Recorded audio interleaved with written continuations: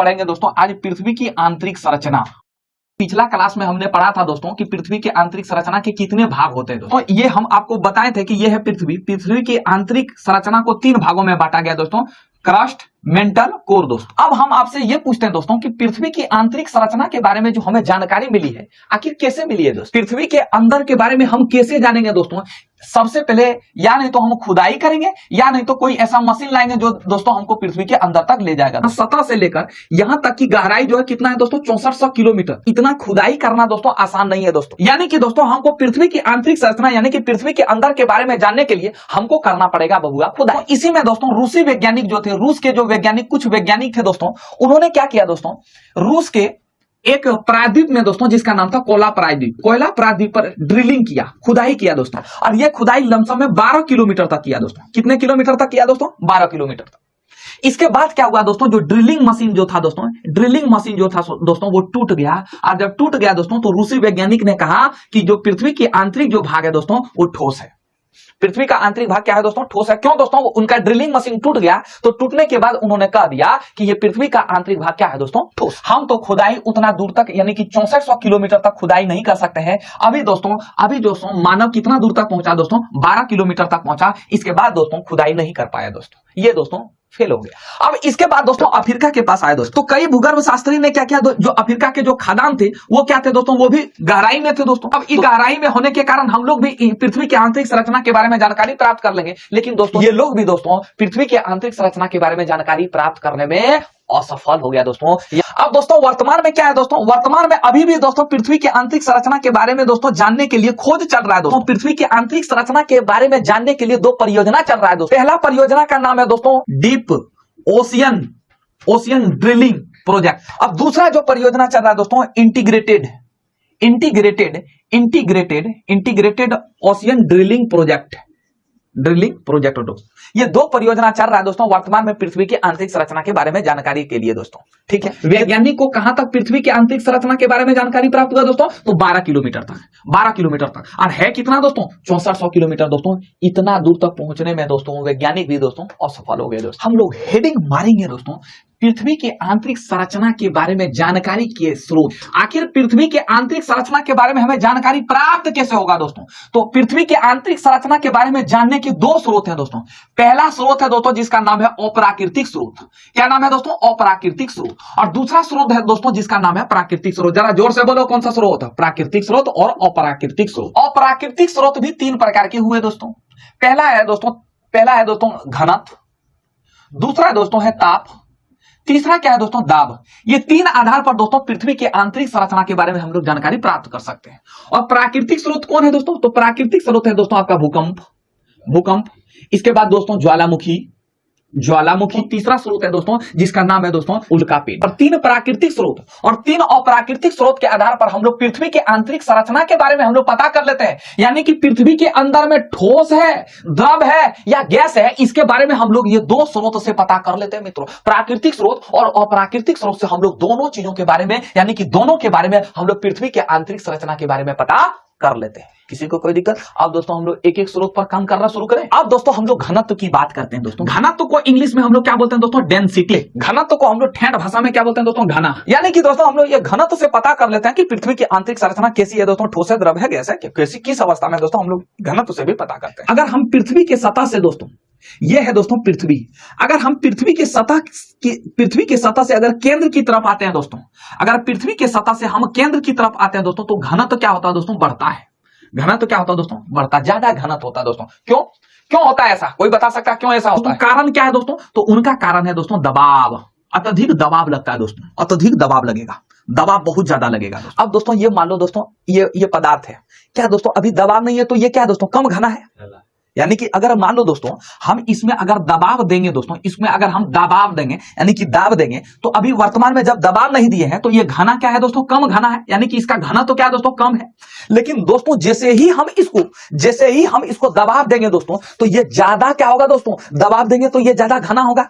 और दोस्तों एक बात याद रखो, जो जितना ज्यादा घना होगा वो उतना ज्यादा क्या होगा दोस्तों? ठोस होगा। अरे ये क्या होगा दोस्तों? ठोस होगा कि नहीं? इसका मतलब दोस्तों हमने कहा सतह से केंद्र की तरफ जाएंगे तो तो क्या होगा दोस्तों, दबाव बढ़ेगा, और जब दबाव बढ़ेगा तो ज्यादा घनत्व होगा, और जब ज्यादा घनत्व होगा दोस्तों तो हम कह सकते हैं दोस्तों, तो पृथ्वी का जो आंतरिक, ये पृथ्वी का जो केंद्र है दोस्तों, ये केंद्र क्या होगा दोस्तों, ठोस होगा।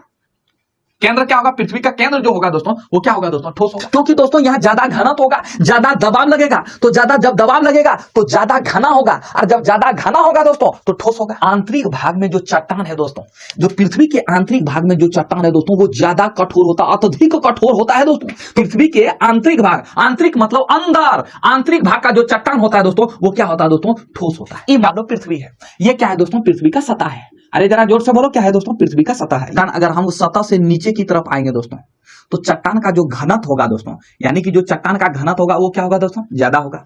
इसके बाद क्यों ज्यादा होगा, क्योंकि दोस्तों दबाव ज्यादा होगा। जब दबाव ज्यादा होगा दोस्तों ठोस होगा दोस्तों, होगा कि नहीं। अच्छा एक बात बता, इसका जो दबाव होगा दोस्तों एक लिमिट तक ही ना होगा। जैसे दोस्तों शादी का महीना है दोस्तों, शादी का महीना है दोस्तों, आप किसी के पार्टी में गए खाने के लिए, आप भूखे हैं दोस्तों, तो जब शुरू में जब खाना खाने जाते हैं दोस्तों, आप मारते हैं दोस्तों, बड़ा बड़ा कोरा आता है दोस्तों, और इसके बाद स्पीड में मारते हैं कि नहीं, स्पीड में मारते हैं, मारते रहते हैं। लेकिन दोस्तों एक समय ऐसा आएगा दोस्तों कि आप बस उतना ज्यादा नहीं खा पाएंगे दोस्तों। वही होता है दोस्तों दबाव। एक निश्चित सीमा के बाद दोस्तों दबाव भी दोस्तों वही समान रहता है दोस्तों, फिर बढ़ता घटता नहीं है दोस्तों, समान रहता है। तो जब दबाव समान रहेगा दोस्तों तो घनत्व भी समान रहता है। तो पृथ्वी के सतह के नीचे जैसे जाएंगे दोस्तों, एक निश्चित समय के बाद दबाव भी क्या होता है दोस्तों, दबाव भी एक निश्चित समय तक ही बढ़ता है दोस्तों, फिर नहीं बढ़ता है दोस्तों। एक निश्चित समय तक बढ़ेगा, तो जब दबाव एक निश्चित समय तक बढ़ेगा तो घनत्व भी बढ़ेगा दोस्तों, फिर एक घनत्व भी निश्चित समय तक बढ़ेगा। तो हम आपसे पूछते हैं दोस्तों, ये पृथ्वी का जो केंद्र है दोस्तों, ये ठोस होगा या द्रव होगा, ये ठोस होगा दोस्तों। पृथ्वी के आंतरिक भाग में यानी कि केंद्र में जो चट्टान मिलेंगे दोस्तों वो कैसा मिलेंगे दोस्तों, ठोस मिलेंगे। यानी कि दोस्तों आंतरिक कोर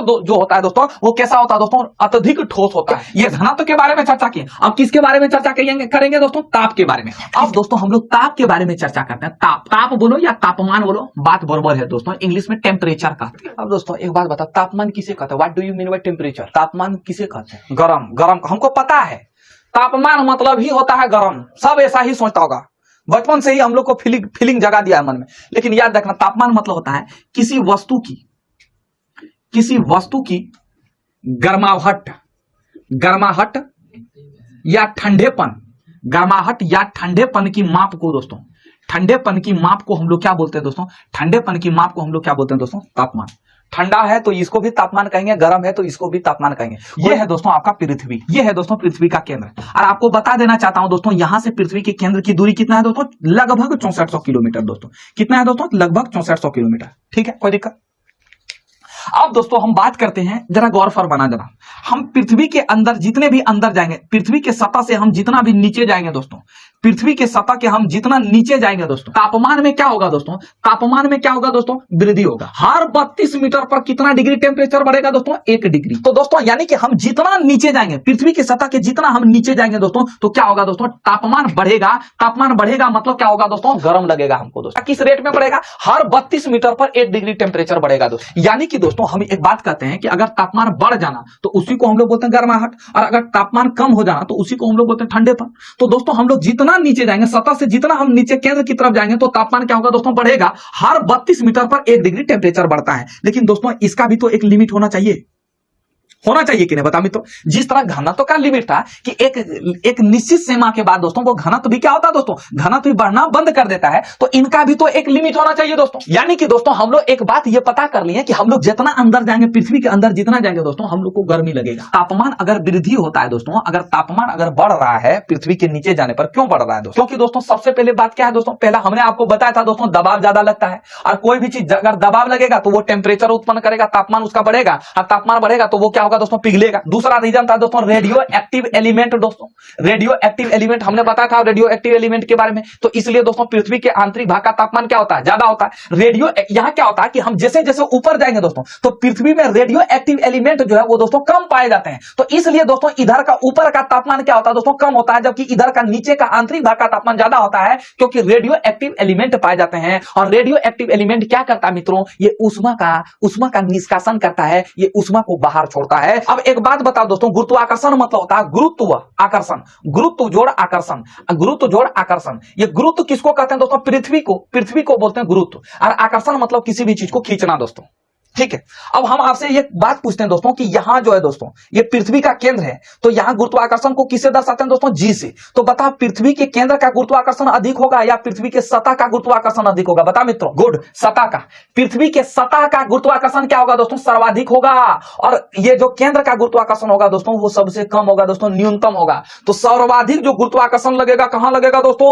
ये आपका सतह पर लगेगा। और जबकि सबसे न्यूनतम जो गुरुत्वाकर्षण लगेगा कहां लगेगा दोस्तों? ये आपका केंद्र में लगेगा। गुरुत्वाकर्षण के कारण दोस्तों ऊर्जा परिवर्तित होता है और गुरुत्वाकर्षण के कारण ऊर्जा निकलता है। और जब ऊर्जा निकलता है तो यह ऊर्जा क्या होता है दोस्तों? ऊष्मा के रूप में बाहर निकलता है दोस्तों। तो गुरुत्वाकर्षण के भी कारण दोस्तों पृथ्वी का आंतरिक भाग क्या होता है दोस्तों? आंतरिक भाग का तापमान सर्वाधिक होता है। क्यों दोस्तों? अब देखो, अब जितना हम नीचे जाएंगे उतना ज्यादा कण होंगे दोस्तों, पार्टिकल ज्यादा होंगे, उतना ज्यादा घनत्व होंगे। अब जब ज्यादा घनत्व होंगे दोस्तों तो आपस में जो इनके बल लगेंगे, कण के आपस में जो बल लगेंगे, अब बल ज्यादा लगेंगे तो इनमें आकर्षण, इनमें रगड़ा होगा, घर्षण होगा। और जब घर्षण होगा तो दोस्तों तो क्या निकलेगा दोस्तों? ऊष्मा पैदा होगा। तो तीन कारण से दोस्तों पृथ्वी का तापमान ज्यादा है। पहला है दबाव, दूसरा है रेडियो एक्टिव एलिमेंट और तीसरा है दोस्तों गुरुत्वाकर्षण। यह है दोस्तों आपका पृथ्वी यहां से यहां की दूरी कितना है दोस्तों? 6400 किलोमीटर। दोस्तों हमने आपको बताया कि हर 32 मीटर पर दोस्तों, हर 32 मीटर पर 1 डिग्री टेम्परेचर बढ़ता है।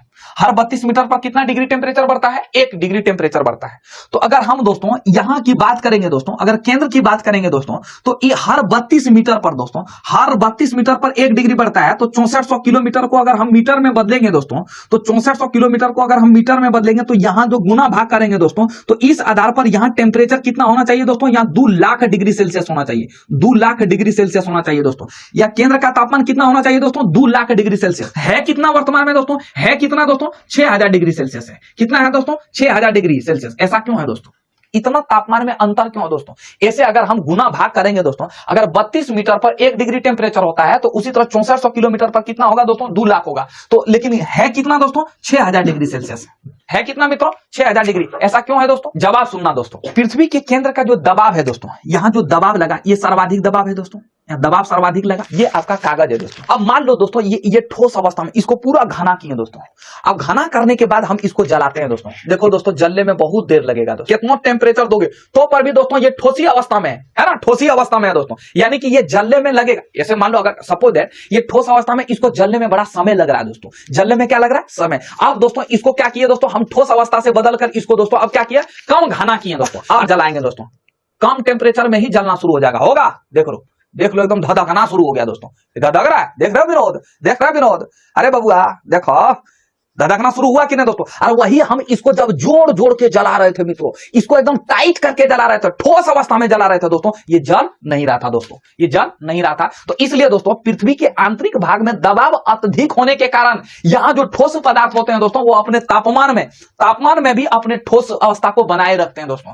अत्यधिक तापमान में भी, यहाँ तापमान अत्यधिक है लेकिन अत्यधिक तापमान में भी दोस्तों ये ठोस अवस्था, अपने ठोस अवस्था को बनाए रखता है दोस्तों। यही कारण है दोस्तों पृथ्वी का केंद्र जो है दोस्तों ठोस अवस्था में है, जबकि केंद्र का तापमान कितना है दोस्तों? 6000 डिग्री। कैसा? हमने आपसे क्वेश्चन पूछा था कि यहाँ का टेम्परेचर 2 लाख डिग्री सेल्सियस होना चाहिए, लेकिन है कितना? 6000 डिग्री सेल्सियस। और 6000 डिग्री सेल्सियस पर भी दोस्तों चट्टान क्या होता है? पिघल जाता है दोस्तों। तो जब पिघल जाना तो इस अवस्था में, यहाँ जो केंद्र है दोस्तों, इस केंद्र में कैसी अवस्था होनी चाहिए दोस्तों? द्रव अवस्था होनी चाहिए, लेकिन है कैसी दोस्तों? ठोस अवस्था। क्यों है दोस्तों?